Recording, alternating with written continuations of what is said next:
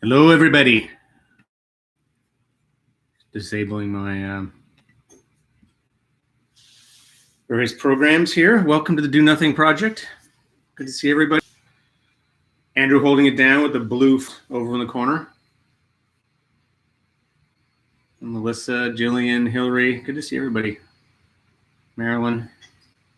Where not a whole lot happens. Twice a week now, we get together and do very little of anything. The idea of the Do Nothing Project is to come together wherever we are and to connect via this platform, to sit in real time together with our lives, with our bodies, with our minds, with our discomfort, with our excitement, with our confusion, with the whole shebang, and to sort of explore what it's like to do that in community, connected like this, with an agenda that's pretty minimal in keeping with the Do Nothing Project. So it just really means an approach to practice that, tries to start with where we are, and to, although my tendency is always to instantly try to complexify everything, I try to battle my own worst intentions there and just keep things very simple, just connecting to the naturalness and simplicity of what practice is really about. Practice is sort of this, there's lots of different kinds of meditations, but the heart of meditation is, it's the cliche, it's being and not doing. It's learning how to be okay with, it's about your relationship to the present moment. So it's learning how to be okay with whatever's happening in that present moment, not struggling with it, pulling on it, taking opportunity just to kind of be at peace with your experience. And that can really rejuvenate us in a way to then come back and act in the way we need to in our life. So this opportunity for rest, for recharging, for resetting, hopefully in a sane way. And it's been awesome, this experiment. We've expanded it to 2 a week, and it's just amazing to see the community kind of popping up here. Oh, Fred's asking if I've been reunited. Yes, I have. Thank you for asking.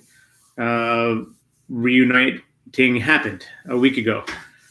So I think it happened the day after I last saw you guys on Sunday night.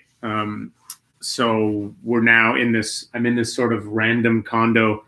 A friend of mine lent it to us, really nice. So we're down in the Distillery District of Toronto. So had the big reunite with Eden and with Sarah. First, I don't even think my son remembered me. He was sort of like, you seem familiar.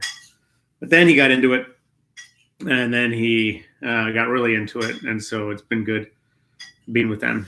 So I hope you guys are all well. So I think tonight we'll do a little, so if you have questions or something, we do that at the end. We have a little opportunity to share reports or share questions. I was just thinking in terms of a theme. The theme that I've been really thinking a lot about today is just this moment we're in, this pause. I mean, it's so literal. This kind of, everything has just come to a halt. The economy, our lives, all of these things, we're just in this state of sort of waiting. And there's a lot that's uncomfortable about that waiting, because of course we're worried about our loved ones, we're worried about vulnerable people in our society, caregivers, frontline workers. I mean, there's a lot to be worried about. But there's also a lot of richness, I guess you could say, in that pause, a lot of potential. We won't go back to normal, it'll be a new normal. And from inside this, but we don't know what that's going to look like yet. And that is a state that in contemplative kind of perspective is a very rich place to be. It's a place that's very familiar to me, actually, both from my practice and from being a writer, being someone who works in the creative world, where there's often this period of going through around in a state of strong not knowing. I do not know what's going to happen. I mean, in my life, it was often like I didn't know where my next paycheck was going to come from. I didn't know how I was going to make my rent. I didn't know about work. I didn't know what was going to happen, where I was going to live, and what I was going to do, and who I was going to be with. And it was like a theme all through my 20s and my 30s, even in my 40s. And this thing of learning how to be okay with that not knowing, and the same thing with a creative thing, with not knowing where the next what was going to result, or this very uncomfortable creative conundrum I was in, how this chapter was going to work itself out, how this article was going to work itself out. And what you realize is that place of not knowing, of being uncomfortable, being in the pause, is actually this place of integration. That's what transformation feels like. That's what change feels like. It's that uncomfortable feeling of being forced to grow, forced to develop a new perspective, forced to see the old world in a new way. And that's definitely what's being called for right now. And that's what's happening. There's a lot of like, wow, we're kind of getting a clear sense of what doesn't work and what does work. What's weak falls apart. What's strong stays together. And we kind of, what matters starts to come to the surface. So this period we're in is sort of this period of it could be seen as in addition to all the challenges, as a productive period of not knowing. It's sort of like being the butterfly. You're before the butterfly appears, you're in that chrysalis period where there's some transformation happening. And if we can be patient with it and learn to be okay in the pause with the not knowing, then we can be right there when the new thing comes, when the new thing rises, when the new thing emerges. And there's a real humility in this stance, thinking about that too. Just, wow, like, I don't know what's going to happen. It's not my place to. How could I? I'm a chimpanzee with a beard, and tonight wearing a sweater. I've got some cool tools, but I don't know the infinite complexity of, I can't understand what reality is going to bring forward. And so if I can just, instead of just trying to pave it over even with my best intentions, with my ideas, can I just shut up actually and stay and just listen and see what I'm going to learn about myself, about my world, about my community? And so that's kind of, I think the invitation for tonight's practice is this idea of being in the pause. Can we just embrace the not knowing? Can we come into this pause and just try to embrace the feeling of not even knowing what the next breath is going to bring, not knowing what the next sensation is? Practice is where we learn, through this practice of equanimity, how to be with dignity inside the not knowing. So I want to lead a little practice around that. As always, if you guys have your own practice, something you're used to doing, you're welcome to do that. These prompts I'm going to offer, they're just sort of ideas. They're kind of loose guidelines that you can follow if you like, but it's always you're your own teacher. So we'll do that. I'll do a 25-minute sit. So we'll finish at 8:35. I'll finish with a little kind of loving kindness practices. And then you guys are welcome to share reports or questions, and we'll have a bit of a hangout after. Awesome. All right, everybody. So I'll do one bell to start and one bell to finish.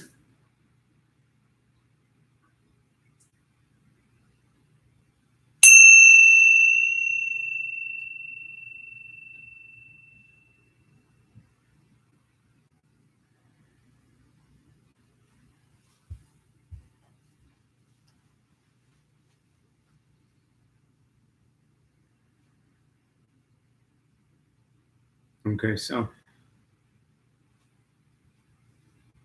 I like to start with a few deep breaths just to get going. So sort of like I breathe in, I kind of find myself when I breathe in. It's like, oh yeah, I'm here.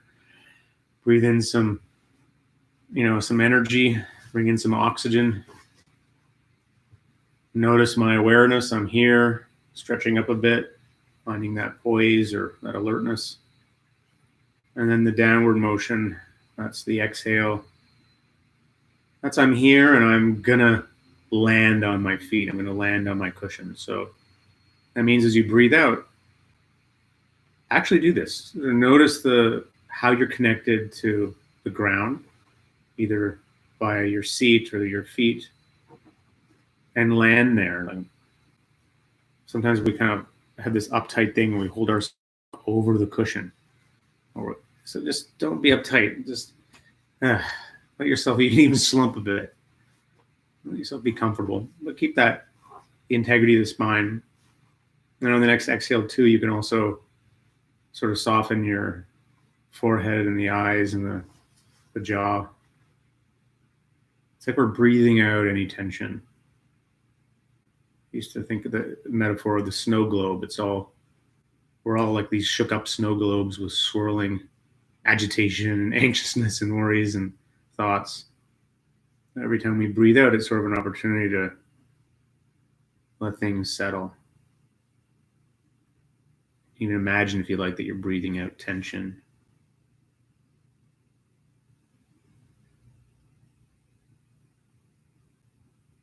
It's a good thing to notice, actually. This little check-in. Well, where am I at right now? Kind of nice to notice where you are at the beginning versus the end. So here at the start, doing a little kind of survey. Do I have a lot of thoughts, or is it relatively quiet? Do I have lots of feelings? Am I agitated or not so much? Just kind of checking in.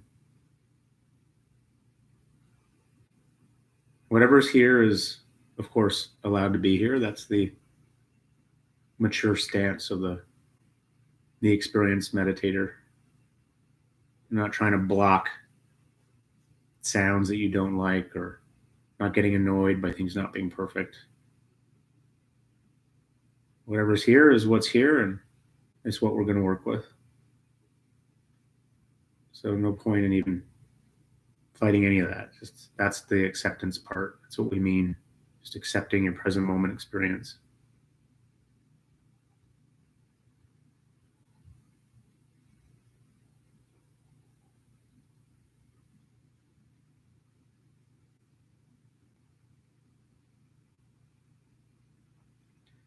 And the other thing we're accepting here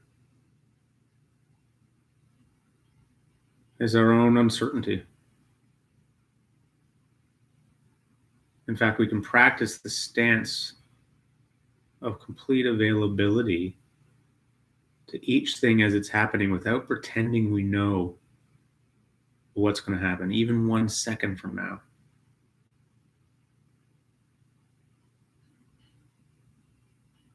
And that's the invitation. Can you sit in a way where, if you're focusing on your breath, and then you're welcome to do that, to choose a home base that works for you, like a sensation of the breath, or maybe sounds, or point in the body, or just sitting and being.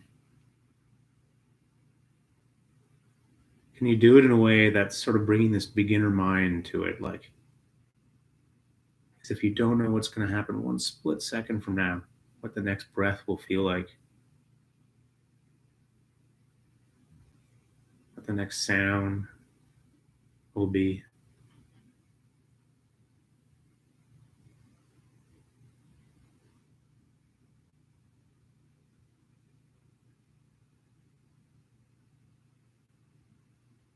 And there's this letting go here, and letting go into humility. Can you let yourself not know?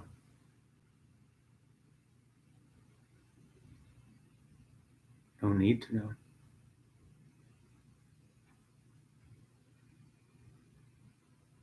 So let's try this for a bit together.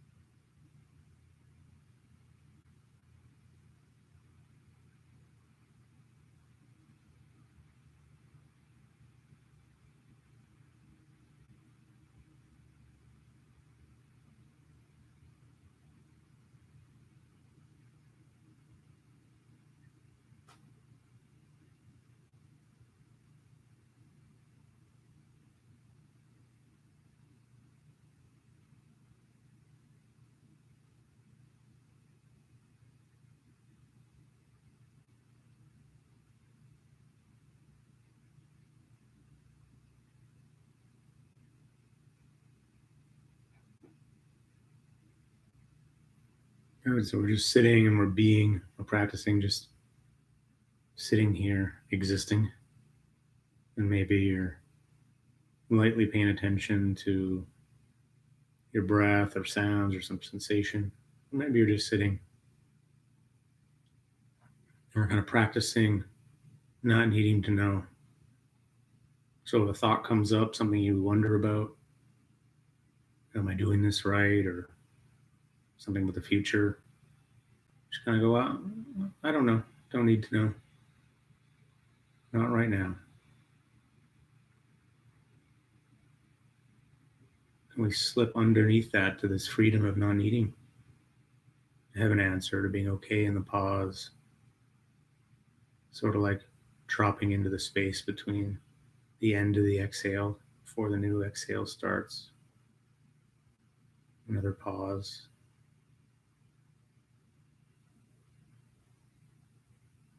Can we give ourselves this permission to drop into just being without needing to know, without needing the answer?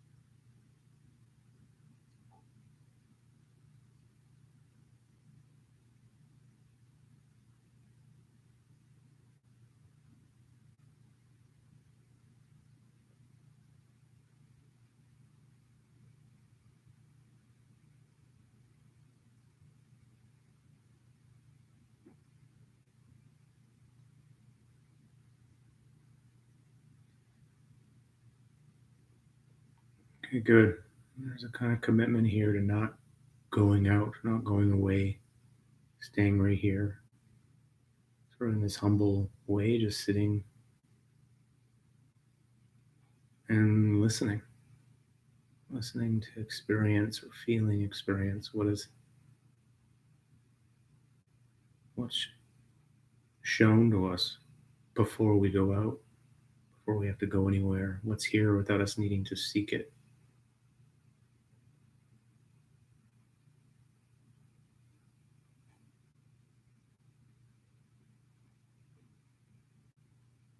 And we just sit inside this pause, appreciative of the rest, the opportunity to take a break.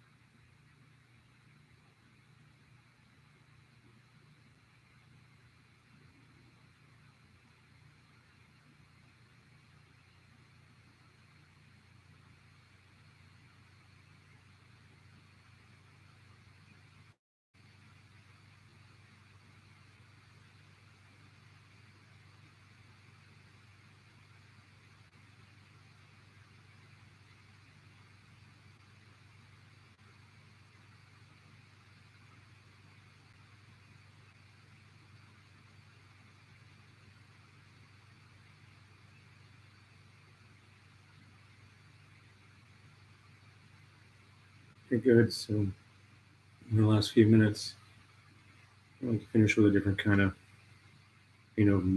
nurture positive practice where we send out some positivity. I was just thinking there's a practice, the way I used to always end my meditations. I haven't done it in a while. It just kind of popped into my head. Sort of a Buddhist-y thing. It's called the dedication of merit. And the idea is, instead of holding on to all the merit or all the good of the practice for yourself, you kind of picture giving it away. You give it away to all the people who might need it or who you want to spread it out to. So it's part of this kind of practice of being interconnected. So what it looks like is you just, kind of notice whatever good maybe came out of this, whatever kind of peace or stillness you found in the pause or quiet or whatever it is. You just imagine that you're sending that out, that peace or that quiet, to whoever in your life who might need it, friends and family. And you can have a little saying if you want to do it. You can say, maybe your own words, but you can say maybe. You may be happy, may be healthy, or whatever it is you want to say. And it's like you're giving it away. You're sending out these sort of this blessing. And even if the practice was really uncomfortable, whatever intention you might have had for yourself, can you wish that on someone else too? Whatever goodness. Maybe it was sanity. Maybe it was settledness. You kind of picture yourself in the center of this node in the center of a web, and just kind of sending out the dedication through the web to everyone you know. Just acknowledging how interconnected we are.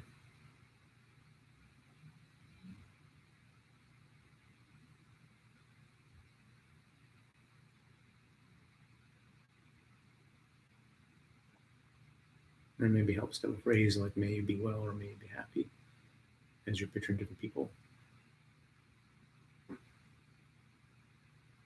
It doesn't have to be cheesy. Just doing it in a way that feels right for you.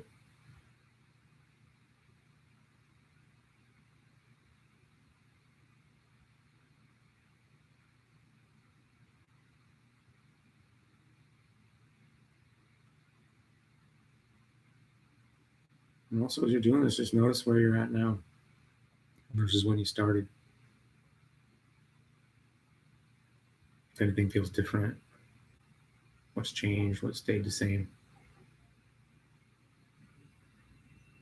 There's a lot that can be found inside the pause. A lot of nothing. A rich nothing.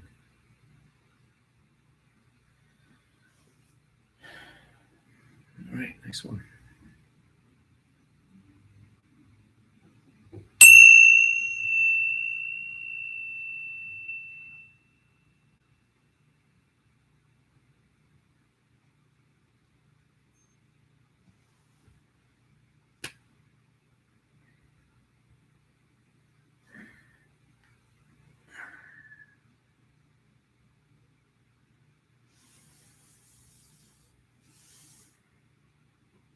Whole lot of nothing. A lot of nothing going on.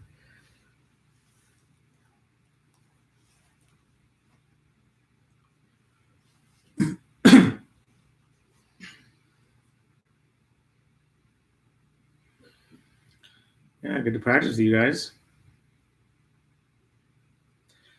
So a lot of people don't feel like talking after they meditate, understandably. But if you feel like sharing an insight or report, you're welcome to do that over there. If you got a question, something you're wondering about, I can be of help. I usually try to answer a few questions.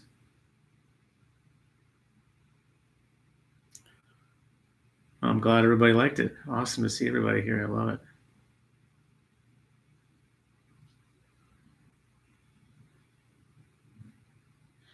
Okay, so Julie's got a question. I got so agitated due to getting stuck in anxiety-inducing stories. Yeah, Jeff, do you have any thoughts about what to do with that?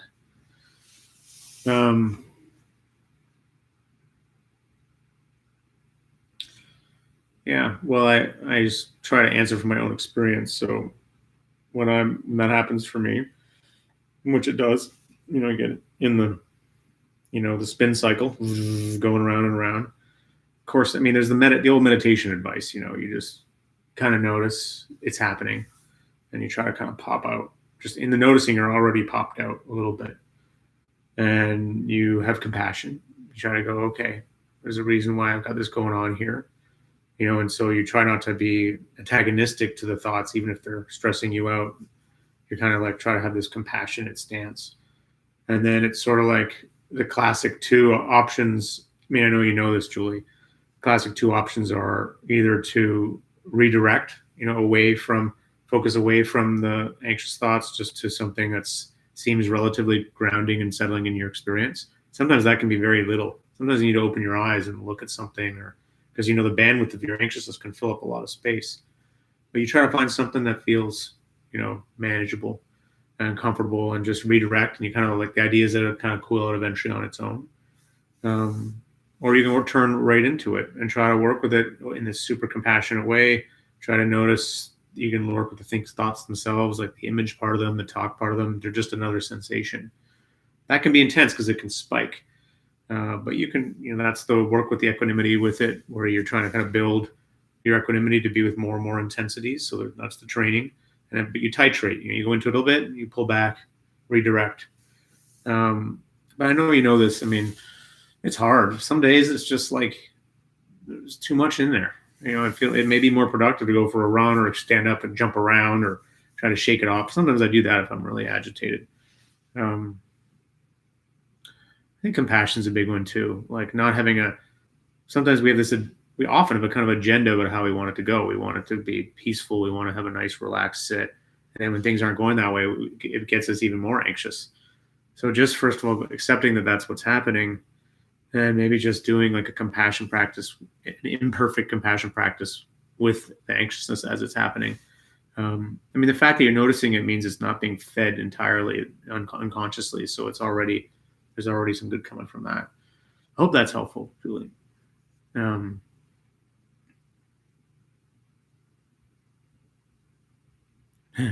How does she possibly have compassion for me? That's the practice. All caps. Yeah. Well, can you have compassion for the young part of you? They're all stacked in there like Russian dolls. Finding a part that you do have compassion for, maybe starting from there. It's hard. I mean, we talked about this too. Sometimes you need more than just the meditation practice. You need some external structure to kind of help with that inquiry. Send me a note, Julie. We can keep talking about it. What else we got here?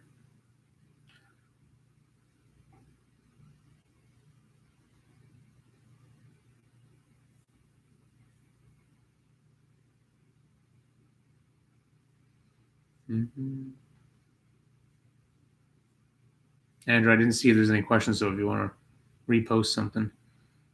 I'm super glad to hear it.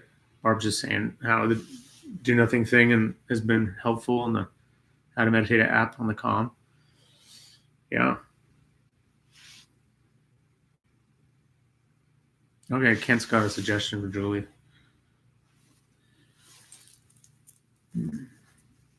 Yeah, so I'm going to do 10% live, I think on Tuesday. So that'll be fun. So if you guys are around, Tuesday at 3:00, 10% Happier, they have this live. They have a page. I think if you search for the coronavirus sanity guide, coronavirus anxiety guide, coronavirus sanity guide. There's a page there with different resources, but they have these live streams that they do, similar to what we do here, except Dan interviews different teachers. So I'm going to do one on Tuesday. They have them every day of the week. It's another resource for you guys. A lot of you guys already know about it, I know. But it's just opportunity to kind of check in with different perspectives. It's useful to do it, just to hear how other teachers and practitioners are working with this time.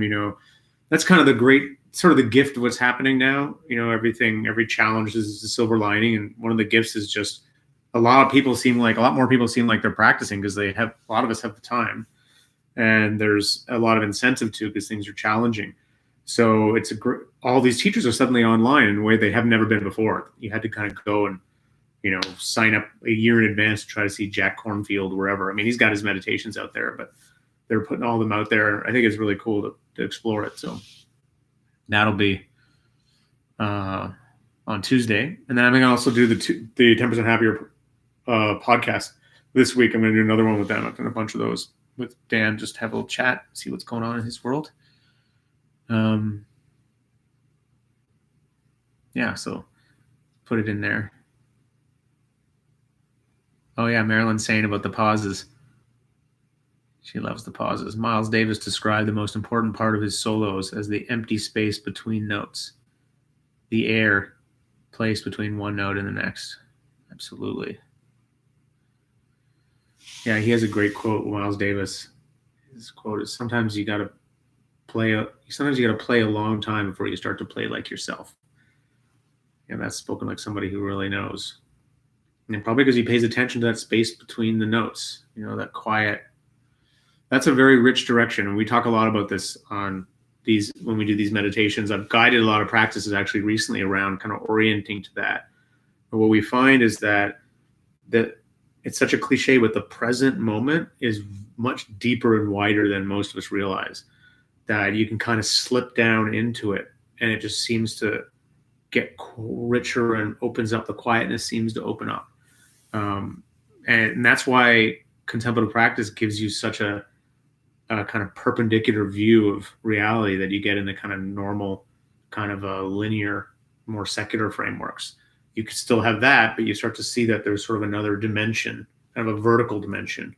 It's like it's as wide as a piece of paper, like a micro millimeter wide. And you can kind of, there's this, and it shoots right down through your life, and it's actually the only place you ever live.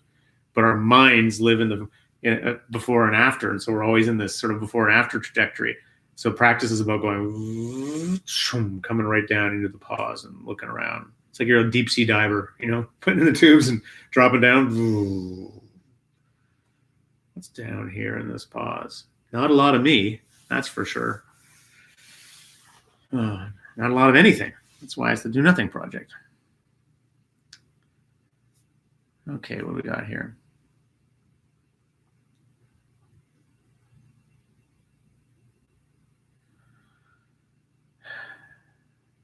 Yeah, Scott's saying, I hope this slowing down helps everyone realize they don't have to be busy, distracted 24/7, 365.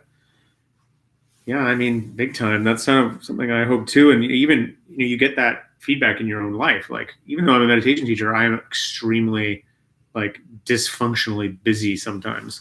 I've just got a lot of energy, so I'm always going. And it forced me to slow down in a way that my meditation practice hadn't been doing. And it's sort of like, so to be grateful for this. Okay. And what happens when you get slow down? What's happening for me, it feels like, is I feel more connected to my friends. I'm having more conversations with my old friends and more connected there. I'm having more creative ideas. There's a flip side to also to the worries, because the worries are there too, and they're understandable. Anything you want to share?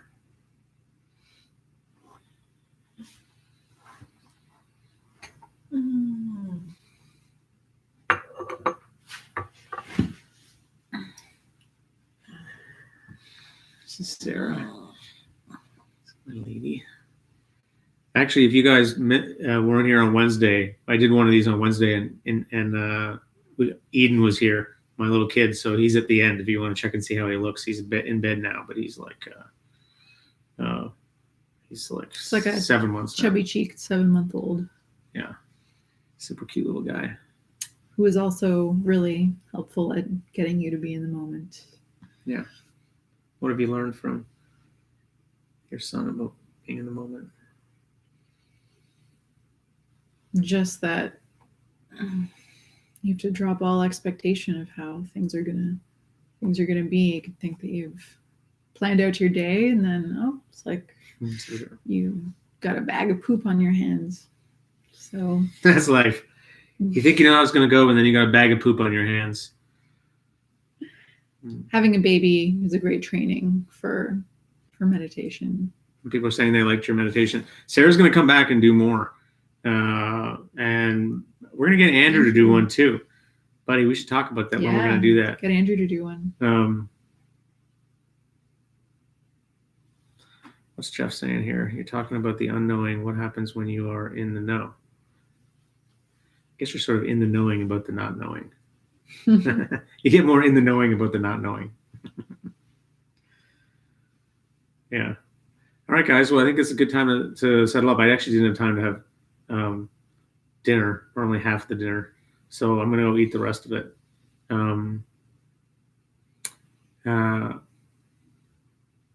Oh, yeah. Ken's saying his work is going on full steam, so taking these pauses is even more important. Yeah, some people are working a lot more. I mean, people in all kinds of, including in the meditation world. But here's a question. Do you have any advice for how to relate to an increasing number of agitated, stressed people around me? Like in public, when you go out in public. Yeah, that is a really good question. We were just talking about that today. Yeah. If anyone wants to suggest what they do around that, because it's true, there's definitely a lot of more agitated, stressed people out. I mean, what do I do? Well, sometimes I get annoyed because I'm like, why are you spreading your stress around to me? I find it annoying. Torontonians are annoying anyway. Sometimes there's a kind of like, there can be a kind of uptightness. So there's this, so sometimes I just have that human response, but I try to find compassion for it. You know, I know why people are freaked out. That would be the kind of like pat answer, would be to try to find compassion. You know, I think it just helps to have a practice. You know, it helps for me to be able to sit every day and I go out, I'm just much more easygoing about it. I find it doesn't bother me. And I find I'm able to be much more centered in people. And I'm not, because when I'm reacting to people being like stressed in an annoyed way, then I'm just going to feed their stress in a way. I'm just contributing to the situation. Versus when I have my sitting practice, or I'm in a good place when I go out, it just just kind of goes through me, and I can kind of notice it and have compassion for it. I'd be curious what other people say about what they do. Yeah, so there's my friend, Dr. Stacey Thomas, who's legit awesome. Compassion and empathy. She knows what she's talking about. Landon Hall, increased physical distance, 4 meters apart. Good call. Wishing them well versus wishing them bad stuff. Yeah, be human. The human is to know that you wish them bad stuff, and then your best. Then your best part of you catches up and goes, they're doing the best they can. Oh yeah. Apparently you have a meditation on how to deal with stress. Oh yeah, so I have a whole meditation on how to not take on other people's stress, which I can't remember what I did for that. Probably something around what I just said. On the flip side, I find myself much more appreciative of people who are being, kind to each other in this moment. Like people on the street who kind of like stop so that you can go ahead and have your space. I find myself appreciating those people. Yeah, very much. Well, they stick out. You notice the people who are calm, who are kind of friendlier, because there's even more of a contrast now. Yeah. But you can understand you understand from the compassion point of view, people are freaked out, man. And there's just this mindless, if you're only reading media churn and you're only getting yourself worked up, then you're going to run into line at Costco and you're worried you're going to run out of things. And so there's a kind of way in which anxiety, of course, feeds on it. Lots of people have been talking about that. So, you understand why people are stuck in a treadmill.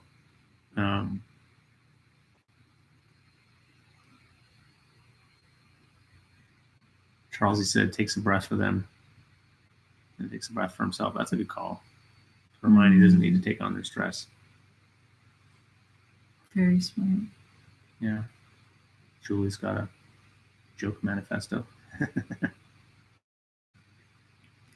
Andrew says that meditation is available for free in the current podcast feed for 10%. Yeah. Yeah, Scott's saying he appreciates restaurant workers far more because it was a tough job before all this. Totally. But not just them. I mean, how about cleaners? And now they're working overtime. They're still just suddenly, it's sort of like when you have a disaster, it shakes things up and you start to see all the invisible things you didn't see before. It all starts to like reveal itself. What was hidden becomes more apparent. You start to see all these people in the food production world, what that really means, what those jobs are. And for me, I definitely have a ton of compassion for those folks when I go to in line, because I mean, it's like that's a very brave person sitting there in the cashier. All right, so let's see. Julie's a trauma survivor, and my through guide to making it the best of a global pandemic, a self-esteem building toolkit. Okay, send it to me, Julie. All right, guys, I have to go get some food. Much love to everybody. It's great to see you. We'll see. I'll be back here on Wednesday, and also there's the 10% thing on Tuesday. You want to say anything? Bye. Have a great sleep, you guys. That's what I wish you, a great anxiety-free sleep for every single person watching this.